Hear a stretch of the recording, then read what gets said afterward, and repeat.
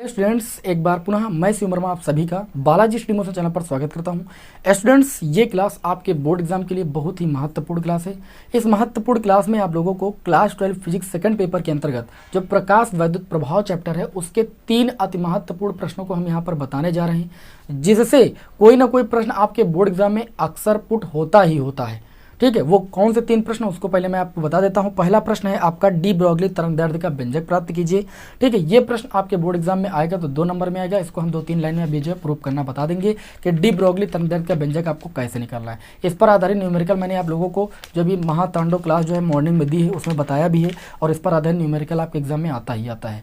फिर दूसरा क्वेश्चन इस चैप्टर से कौन सा आता है कि सिद्ध कीजिए वी विभवांतर से त्वरित इलेक्ट्रॉनों के द्रव्य तरंगों की तरंगदैर्ध्य 12.27 अपान में √v एंगस्ट्रॉम होती है। Very very most important question है, आपके एग्जाम में 3 से 5 नंबर में जरूर आएगा। या तो फिर अगर ये नहीं आएगा तो आपका क्वेश्चन पूछा जाएगा आइंस्टीन के प्रकाश वैद्युत समीकरण, जो कि बहुत ज्यादा ही महत्वपूर्ण प्रश्न है।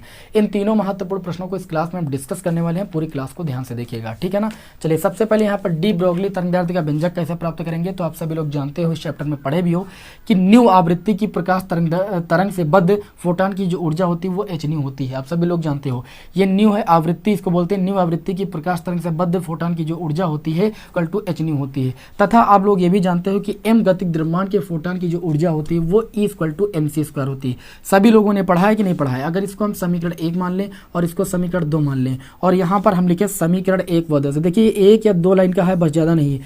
समीकरण 1 व 2 से बस इसको समझ लीजिए बस, ठीक है, आ सकता है आपके एग्जाम में। तो यहाँ पर देखिए समीकरण 1 व 2 से ये भी आपकी ऊर्जा है फोटॉन की, ये भी फोटॉन की ऊर्जा है, तो LHS बराबर, तो RHS भी क्या हो जाएंगे, बराबर हो जाएंगे। यानी यहाँ पर जो आपका MC स्क्वायर हो जाएगा वो किसके बराबर हो जाएगा, एच न्यू के बराबर हो जाएगा।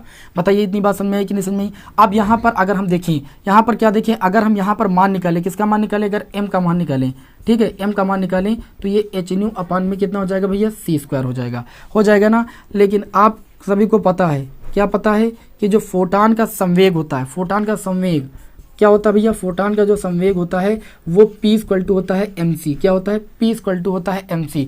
अब P इक्वल टू MC में हम M का मान उठा के रख देंगे, लिखेंगे M का मान रखने पर, M का मान रखने पर M का मान यहाँ पर रख देंगे तो देखिए आपको क्या मिलने वाला, ध्यान से समझिएगा, बहुत इंपॉर्टेंट क्वेश्चन है। इस M का मान उठा के यहाँ पर रख देंगे तो P इक्वल टू आपका हो जाएगा, M का मान है एच न्यू अपान में कितना है भाई, C स्क्वायर, और इनटू में C, ये C से कैंसिल हो जाएगा, P इक्वल टू हो जाएगा एच न्यू अपान में कितना हो जाएगा, C। आपने यहाँ से संवेग निकाल लिया क्या भाई, P equal to H nu upon C। और यहाँ पर आपको क्या निकालना है, आपको यहाँ पर ये निकालना है डी ब्रोगली तरंगदैर्ध्य का व्यंजक, यानी लैम्डा का मान निकालना है। आपको हम बता दें, आप सभी लोग जानते हो, क्या जानते हो, यहाँ पर देखिए वी नो दैट, आप सभी लोगों ने पढ़ा भी है और आप सभी लोग जानते भी होंगे कि जो लैम्डा इक्वल टू होता है वो C अपान न्यू होता है। यदि आवृत्ति न्यू हो तो lambda equal to C upon nu होता है। ठीक है, ये होता है कि नहीं होता है। तो इस समीकरण में हम थोड़ा सा हस्तक्षेप करेंगे, ठीक है, लिखेंगे P इक्वल टू, ये एच न्यू अपान में C लिखा है, इसको देखो ऐसे लिख सकते हैं, H अपान में ये न्यू आपका आ जाएगा C के बटे में। जब ये न्यू जो है C के बटे में रहा होगा तभी तो ऊपर गया है ना। तो इसको देखिए आप लिख सकते हो तब, ठीक, ये कितना हो जाएगा, तब P equal to H upon C upon nu जो होता है वो किसके बराबर होता है, लैम्डा के बराबर होता है। तो हमने लैम्डा रख दिया यहाँ पर। अब यहाँ से तब लैम्डा का मान निकालेंगे तो लैम्डा इक्वल टू आपका हो जाएगा H अपान में P हो जाएगा। कितना हो जाएगा, H अपान में P। जो लैम्डा है ये क्या है भैया, डी ब्रोगली तरंगदैर्ध्य है। डी ब्रोगली तरंगदैर्ध्य का व्यंजक क्या होता है, lambda equal to H upon P होता है। P इक्वल टू MV भी होता है, P यहाँ पर क्या है, संवेग, या करके आप लिख सकते हो H अपान में MV लिख देना। यही डी ब्रोगली तरंगदैर्ध्य का क्या है भाई, व्यंजक है। एक बार और ध्यान से देख लेते हैं, दैर्ध्य का व्यंजक है, 2 नंबर में आपके एग्जाम में आ सकता है। डी ब्रोगली तरंगदैर्ध्य का व्यंजक सबसे पहले आपको लिखना है, न्यू आवृत्ति की प्रकाश तरंग से बद्ध फोटॉन की जो ऊर्जा होती है वो एच न्यू होती है, और एम गतिक द्रव्यमान के फोटॉन की जो ऊर्जा होती है वो MC स्क्वायर होती है। दोनों समीकरण में देखें तो दोनों ऊर्जाएं थी, तो हमने RHS को बराबर कर दिया, हमने M का मान निकाल लिया। M का मान कहाँ पर रख दिया, P इक्वल टू MC में, क्योंकि फोटॉन का संवेग P बराबर MC होता है, हमने यहाँ पर रख दिया। M का मान जैसे ही रख दिया तो P इक्वल टू हो गया एच न्यू अपान में C स्क्वायर, और इंटू में C से कैंसिल हो गया। गया P इक्वल टू आ गया एच न्यू अपान सी। आप सभी लोग जानते हो कि जो लैम्डा होता है, तरंगदैर्ध्य होती है, वो C अपान न्यू के बराबर होते हैं जब आवृत्ति आपकी न्यू हो। तो हमने क्या किया, इसी समीकरण में इस न्यू को C के बट्टे में भेज दिया, क्योंकि न्यू अगर C के बट्टे में रहा होगा तभी जाके वो ऊपर जाता है गुणे में। तो ये आपका देखिए इसको ऐसा लिखा जा सकता है। अब इस C अपान न्यू के स्थान पर हमने इस समीकरण lambda equal to C upon nu रख दिया, तो लैम्डा रख दिया, तो लैम्डा इक्वल टू हमें व्यंजक प्राप्त हो गया कौन सा, H अपान P। जो ये व्यंजक प्राप्त हुआ है lambda equal to H upon P, यही डी ब्रोगली तरंगदैर्ध्य का भाई व्यंजक है। 2 नंबर में है, इसका स्क्रीनशॉट आप ले लीजिए या इसको तुरंत आप नोट कर लीजिए, आपके एग्जाम की दृष्टि से वेरी वेरी मोस्ट इंपॉर्टेंट। अब हम बढ़ते हैं इस क्लास के बहुत ही महत्वपूर्ण प्रश्न की ओर, जो कि आपके बोर्ड एग्जाम में कभी भी पूछा जा सकता है, हो सकता है कल के एग्जाम में आ भी जाए। ठीक है, तो इसको आप छोड़ के मत जाइएगा। देखिएगा कैलकुलेशन है सिर्फ, बस कैलकुलेशन को समझ लीजिए, बाकी आपको यहाँ पर रटना नहीं है। मैं कैलकुलेशन के तरीके से ही आपको समझाऊंगा, एग्जाम में आपको रटकर न जाना पड़े। तो अगला क्वेश्चन है क्या, अगला क्वेश्चन देखिए मैं आपकी स्क्रीन पर लिख देता हूं, है कि सिद्ध कीजिए कि V विभवांतर से त्वरित इलेक्ट्रॉनों की द्रव्य तरंगों की तरंगदैर्ध्य लैम्डा इक्वल टू 12.27 अपान में अंडर रूट V एंगस्ट्रॉम होती है। या कभी कभी पूछ लिया जाता है कि सिद्ध कीजिए V वोल्ट विभवांतर से त्वरित किए गए इलेक्ट्रॉन की डी ब्रोगली तरंगदैर्ध्य lambda equal to under root 150 upon में V एंगस्ट्रॉम होगी। देखिए दोनों की पूछने का मतलब एक ही है, क्वेश्चन किसी भी तरीके से घुमा के पूछा जा सकता है, लेकिन आपको वहां पर समझ जाना है कि क्या आपको निकालना है। ठीक है, तो इसके लिए हम सबसे पहले यहाँ पर करेंगे क्या, आप सभी लोग देखिए एकदम शॉर्ट में आपको समझाएंगे, और इतना भी लिख दोगे तो पूरे नंबर मिलेंगे, ऐसा नहीं इतना शॉर्ट भी नहीं लिखेंगे। आप सभी लोग जानते हो, आप सभी लोग क्या जानते हो कि जो डी ब्रोगली तरंगदैर्ध्य होती है, डी ब्रोगली तरंगदैर्ध्य होती है, अभी आपने निकाला यहाँ पर डी ब्रोगली जो तरंगदैर्ध्य होती है वो लैम्डा इक्वल टू कितनी होती है, वो लैम्डा इक्वल टू होती है H अपान में mv या H अपान में P होती है। बताइए आप सभी को इतना पता है कि नहीं पता है। इसको अगर आप समीकरण 1 मान लीजिए तो आप सभी को ये भी पता है कि जब डी ब्रोगली तरंगदैर्ध्य lambda equal to H upon mv लिखते हैं तो जहाँ पर जो ये m होता है वो क्या होता है, कण का द्रव्यमान होता है। कण का द्रव्यमान लिख दीजिएगा, ज़्यादा अच्छा रहेगा। जहाँ m क्या है, कण का द्रव्यमान, तथा v क्या है, कण का वेग। v क्या है, कण का वेग है। इतना आप सभी लोग लिख सकते हो कि नहीं लिख सकते हो, डी ब्रोगली तरंगदैर्ध्य से इतना आप सभी लोग जानते थे। और अगर हम यहाँ पर उसके बाद निकालें, क्योंकि हमें क्वेश्चन में बोला गया है कि V विभवांतर से त्वरित इलेक्ट्रॉनों की द्रव्य तरंगों की तरंगदैर्ध्य, ठीक है, तो V विभवांतर से त्वरित किया गया है, तब हम यहाँ पर क्या निकालेंगे, m, ये जो आपका इलेक्ट्रॉन है, ठीक, इस इलेक्ट्रॉन की हम क्या निकालेंगे, गतिज ऊर्जा निकालेंगे। तो लिखेंगे इलेक्ट्रॉन की गतिज ऊर्जा, तब हम इलेक्ट्रॉन की गतिज ऊर्जा निकालेंगे, क्यों, क्योंकि ये V विभवांतर से त्वरित किया गया है। तो यहाँ पर हम गतिज ऊर्जा निकालेंगे। गतिज ऊर्जा को कैसे लिखा जाता है, आप सभी को मैंने विभवांतर की परिभाषा से बताया था, V इक्वल टू होता है W अपान में कितना होता है भैया, क्यों होता है, सभी को पता है कि नहीं पता है। तो W अगर यहाँ पर गतिज ऊर्जा में हो रहा है, कार्य गतिज ऊर्जा के रूप में परिवर्तित हो रहा है, तो K बराबर कितना हो जाएगा, V क्यों। अगर इलेक्ट्रॉन का आवेश V हो जाए तो क्यों के स्थान पर V रख देंगे, तो K बराबर कितना हो जाएगा, VE हो जाएगा। बताइए इतनी बात समझ में आई कि नहीं समझ में आई। तो सबसे पहले यहाँ पर एक बात ध्यान दीजिएगा, आपको पता है, क्या पता है कि जो गतिज ऊर्जा होती है, गतिज ऊर्जा का सूत्र होता है 1/2 mv² होता है। इसको यहाँ पर याद रखिएगा, ये के बराबर VE कैसे आया है, अभी इसकी भी जरूरत यहाँ पर पड़ेगी, ठीक है, तो इसका भी मान रखेंगे। लेकिन सबसे पहले आपको ये जानना है कि इलेक्ट्रॉन की जो गतिज ऊर्जा होती है वो कितनी होती है, ½ mv² होती है कि नहीं होती है। इलेक्ट्रॉन का द्रव्यमान m हो, वेग उसका v हो, तो उसकी गतिज ऊर्जा ½ mv² होती है। इतनी बात तो क्लियर है। तो अगर यहाँ से हम निकाल लें क्या, ये इलेक्ट्रॉन का क्या है, ये जो कण इलेक्ट्रॉन इसका वेग है, तब हम अगर वेग निकाल लें तो वेग इक्वल टू कितना आ जाएगा, v इक्वल टू यहाँ से आ जाएगा, देखिए 2 आ जाएगा k के गुणे में और बटे में m आ जाएगा, और v² था तो यहाँ v² लगा दीजिए। या आप इसको v का मान अगर निकालोगे तो स्क्वायर उधर चला जाएगा, √2k अपान में m हो जाएगा। ये हमने v का मान निकाल लिया। इस v का मान कहाँ पर रखेंगे, ये जो v का मान आया है इसको हम यहाँ पर रखेंगे भाई, इस डी ब्रोगली तरंगदैर्ध्य में। तो लिखेंगे v का मान रखने पर, कहाँ पर रखने पर भाई, v का मान रखने पर, ठीक है, v का मान रख देंगे, v का मान रखने पर, कहाँ पर रखने पर, डी ब्रोगली तरंगदैर्ध्य में। तो लैम्डा इक्वल टू, क्योंकि हमें लैम्डा इक्वल टू ही तो निकालना है, तो ये आपका H अपान में देखिए भाई mv है, तो m और v का मान कितना है यहाँ पर, इसको आप समीकरण 2 मान लीजिए, है ना। तो v का मान आया है √2k अपान में भाई m आया है कि नहीं आया। ये लैम्डा इक्वल टू हो जाएगा H अपान में, देखिए इस m को लिखा जा सकता है √m इंटू में √m, और इंटू में √ ये आपका हो गया 2k और अपान में √m हो गया। ये √m से एक √m कैंसिल हो जाएगा, तो यहाँ से देखिए आपका कितना हो जाएगा। यहाँ पर आप लिख सकते हो समीकरण 2 से, समीकरण 2 से हमने v का मान यहाँ पर रखा है। तो लैम्डा इक्वल टू हमें मिल जाएगा H अपान में, देखिए √ इसके ऊपर भी लगा, √m के ऊपर लगा, तो इसको ले सकते हैं √2mk, ऐसा लिख सकते हैं कि नहीं लिख सकते हैं। अभी मैंने बताया कि यदि इलेक्ट्रॉन का आवेश E हो, ठीक है, और उसको V विभवांतर से त्वरित किया जाए, तो उसकी जो गतिज ऊर्जा होती है, लिखिए, यदि इलेक्ट्रॉन का आवेश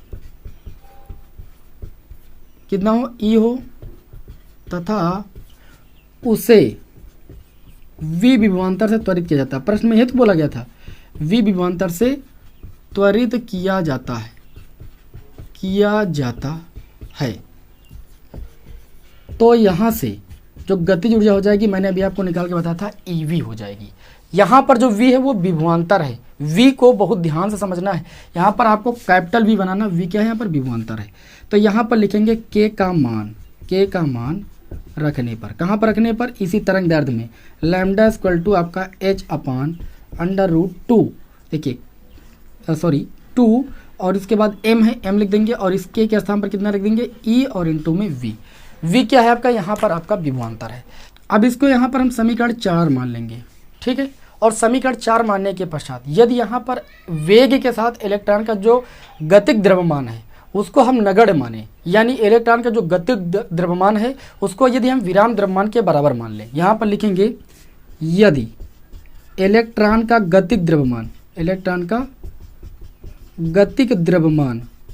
गतिक द्रव्यमान यहाँ पर कितना है, m, ये विराम द्रव्यमान m नॉट के बराबर हो जाए, तो यहाँ से ये समीकरण परिवर्तित हो जाएगी, h अपान में अंडर रूट कितना हो जाएगा, 2m0 e और कैपिटल V हो जाएगा।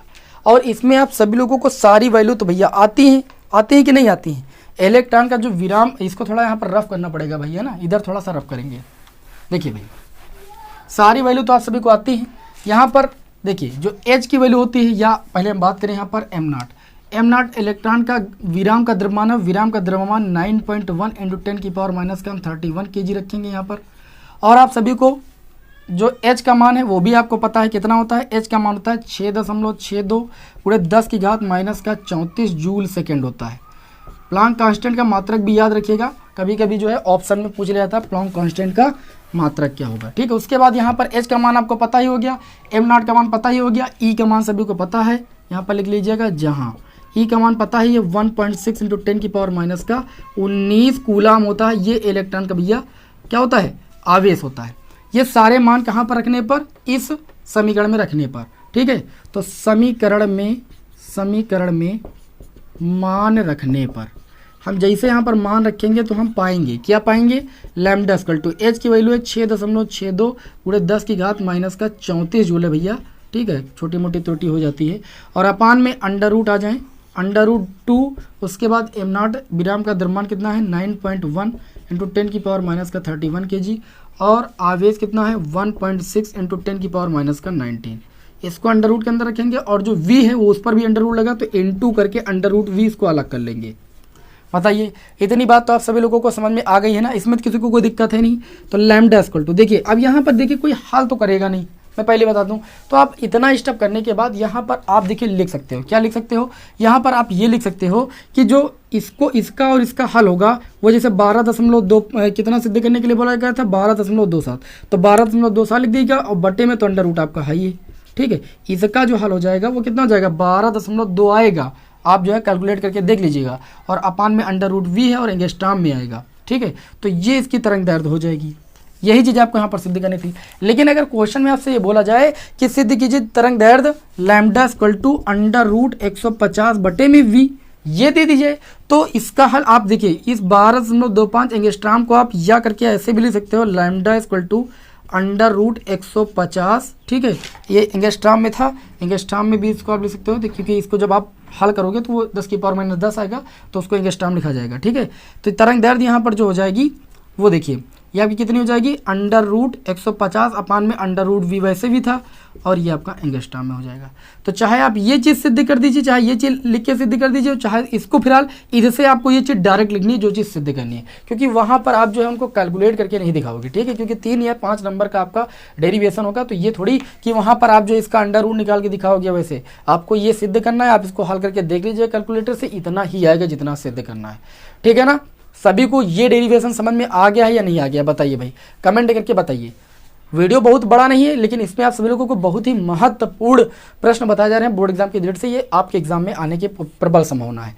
अब हम यहाँ पर बढ़ेंगे इस प्रकाश वैद्युत प्रभाव चैप्टर के तीसरे महत्वपूर्ण प्रश्न की ओर, आइंस्टीन का प्रकाश वैद्युत समीकरण। तो आइंस्टीन के प्रकाश वैद्युत समीकरण को यहाँ पर हम आप लोगों को बताएंगे कि कैसे जो है इसको निगमित करना है, कैसे आपको आइंस्टीन का प्रकाश वैद्युत समीकरण जो है निकालना है। ठीक, तो इसको यहाँ पर चलिए रफ कर देते हैं। अब हम चलिए बढ़ते हैं आइंस्टीन के प्रकाश वैद्युत समीकरण की ओर। अब इस क्वेश्चन को सीखने के लिए सबसे पहले जो है चैप्टर का नाम है प्रकाश वैद्युत प्रभाव, उसको जानना बहुत जरूरी है। वो तो सभी को पता है। प्रकाश वैद्युत प्रभाव क्या होता है? धातुओं पर प्रकाश के आपतित होने से उनकी सतह से इलेक्ट्रॉनों के उत्सर्जन की जो घटना होती है वो प्रकाश वैद्युत प्रभाव कहलाती है। देखिए, प्रकाश वैद्युत प्रभाव यही होता है कि जब किसी धातु की सतह पर एक निश्चित आवृत्ति का प्रकाश जो है वो आपतित होता है तो धातुओं की सतह से इलेक्ट्रॉनों का उत्सर्जन होने लगता है। ये घटना जो होती है ये प्रकाश वैद्युत उत्सर्जन कहलाती है।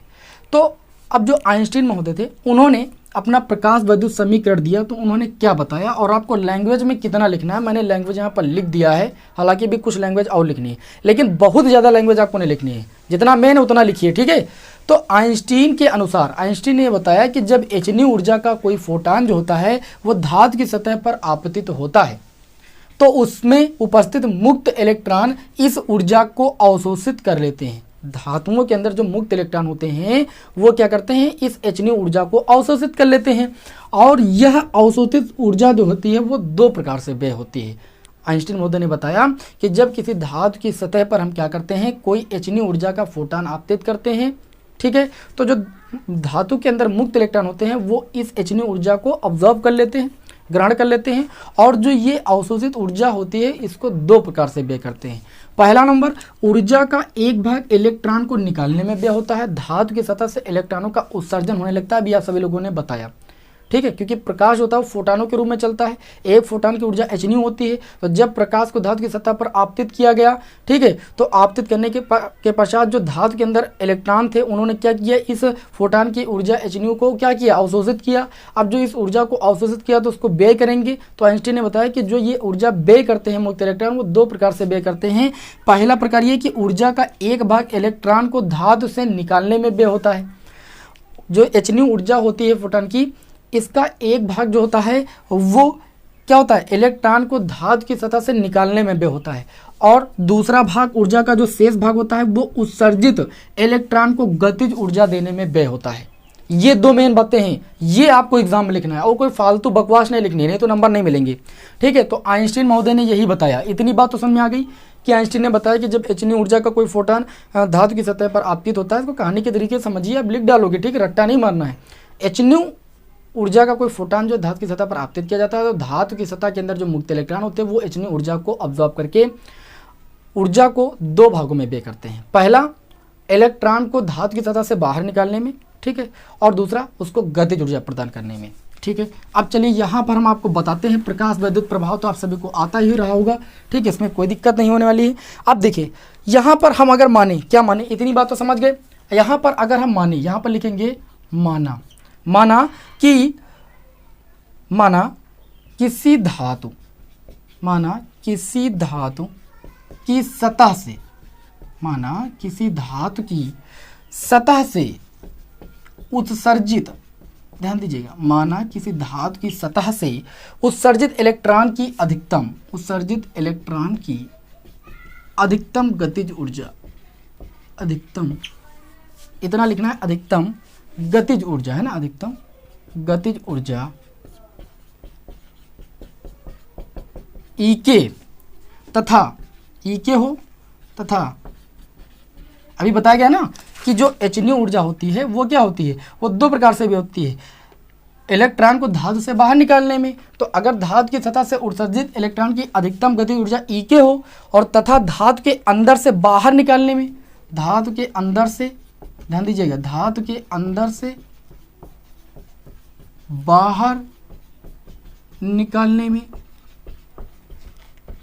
धातु की सतह से धातु के अंदर से बाहर निकालने में आवश्यक ऊर्जा W हो, क्या हो, आवश्यक ऊर्जा W हो, तो ये W क्या होता है, W को ही हम कार्यफलन बोलते हैं। क्या बोलते हैं, तो कार्यफलन बोलते हैं। तो यहाँ जो ये W होता है, यहाँ W कार्यफलन होगा, कार्यफलन होगा।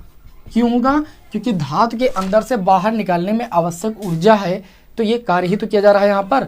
तो धातु की सतह से बाहर निकालने में आवश्यक ऊर्जा W हो, तो इस W को हम बोलेंगे भाई कार्यफलन। ठीक है, अब यहाँ पर देखिए ये कार्यफलन होगा। तो आइंस्टीन द्वारा दिए गए जो प्रकाश वैद्युत समीकरण है, इनकी व्याख्या के अनुसार इन्होंने ये बताया कि जो आपका ये कार्यफलन W है ना, ये कार्यफलन W और जो ये गतिज ऊर्जा है, इन दोनों का जो योग होता है, आइंस्टीन ने अपना प्रकाश वैद्युत समीकरण की व्याख्या में बताया कि जो ये कार्यफलन और जो ये अधिकतम गतिज ऊर्जा है, इन दोनों का जो ऊर्जाओं का योग होता है वो एक फोटान की ऊर्जा के बराबर होता है। तो यहाँ पर हम नई लाइन से एक लाइन लिखेंगे, थोड़ा ध्यान दीजिएगा, लैंग्वेज पर फोकस कीजिएगा। इतना आपको लिखना ही लिखना है, बहुत ज़रूरी है। ठीक है, यही सबसे मेन है। तो यहाँ पर अब आपको लिखना है आइंस्टीन के अनुसार, तब आइंस्टीन के अनुसार एक लाइन में लिख देंगे, बहुत ज़्यादा लैंग्वेज नहीं लिखना है। आइंस्टीन के अनुसार, आइंस्टीन ने यह बताया कि जो ये धातु की सतह से उत्सर्जित इलेक्ट्रॉन की अधिकतम गतिज ऊर्जा E है और जो ये कार्यफलन W है, ये एक फोटान की hν ऊर्जा, यानी एक फोटान की जो ऊर्जा hν है, इसके क्या होगा बराबर। इसको हम समीकरण 1 यहाँ पर मान लेंगे। ठीक है, क्या मान लेंगे भाई, समीकरण 1 मान लेंगे। या यहाँ पर अगर हम चाहें तो EK की वैल्यू निकाल सकते हैं। EK इक्वल टू हो जाएगा hν माइनस का W। अब इसको आप समीकरण 1 मानिए। अब इससे देखिए यहाँ पर एक बात आपको हम बताएंगे, देखिए क्या बात बताएंगे, इसको थोड़ा रफ कर देते हैं। देखिए भाई, धातुओं की सतह से यदि प्रकाश फोटान की जो ऊर्जा hν है, यदि वो कार्यफलन के बराबर हो जाए, ध्यान दीजिए, यदि यहाँ पर थोड़ा शॉर्टकट में आपको बताते हैं, आपको एक लाइन में लिखना है, यदि hν की जो वैल्यू है वो W के बराबर हो जाए, हो, तब धातु की सतह से इलेक्ट्रॉनों का उत्सर्जन भैया होगा ही नहीं। अब इस समीकरण में देखिए क्या होगा, यहाँ पर आपने क्या कहा था, किसी धातु की सतह से उत्सर्जित इलेक्ट्रॉन की अधिकतम जो गतिज ऊर्जा है वो E है। तो जब E शून्य हो जाएगी तो धातु की सतह से क्या इलेक्ट्रॉन उत्सर्जित होंगे, बिल्कुल नहीं होंगे। तो यदि hν की ऊर्जा कार्यफलन W के बराबर हो तो धातुओं की सतह से कोई इलेक्ट्रॉन नहीं निकलेगा। तो धातु की सतह से कोई इलेक्ट्रॉन उत्सर्जित नहीं होगा, कोई इलेक्ट्रॉन उत्सर्जित भैया नहीं होगा, कोई इलेक्ट्रॉन उत्सर्जित नहीं होगा, कोई इलेक्ट्रॉन उत्सर्जित नहीं होगा। क्यों, क्योंकि गतिज ऊर्जा E जो है वो आपकी शून्य हो जाएगी।